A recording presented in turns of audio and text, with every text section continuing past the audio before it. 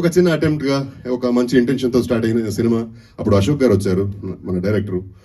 బెంగళూరుకి వచ్చి లైన్ చెప్పారు. ఆ తర్వాత సంపత్ గారు నరేషన్ చేస్తారు, వినండి ఒకసారి అని చెప్పారు. ఆ తర్వాత కథ వినడం జరిగింది.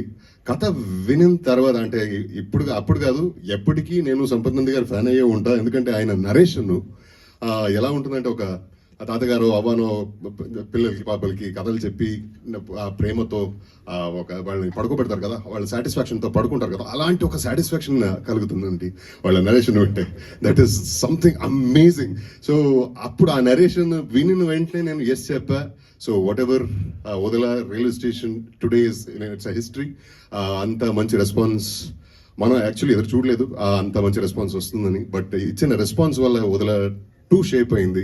అండ్ ఓదెల పేరు వింటేనే నాకు అంటే చాలా గొప్ప విషయం ఏంటంటే, తన సొంత ఊరు ఓదెల ఊర్లో పుట్టిన మనిషి ఇప్పుడు దేశవ్యాపి పేరుని ఇలా ప్రతి ఒక్కళ్ళు అంటే ఒక ఓదెల అనే పేరు చెప్పేలాగా తిరిగి చూసేలాగా చేసినది పెద్ద సాధనే సరిది.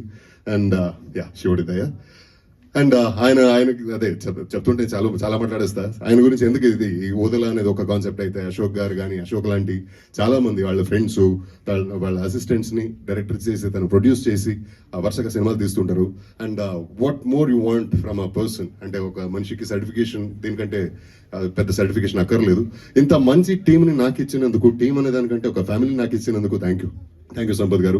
ఎందుకంటే ఆయనతో he's like a friend. And నా ప్రతి సినిమాను డిస్కస్ చేస్తాను, ఆయన ప్రతి కథలు వింటుంటారు.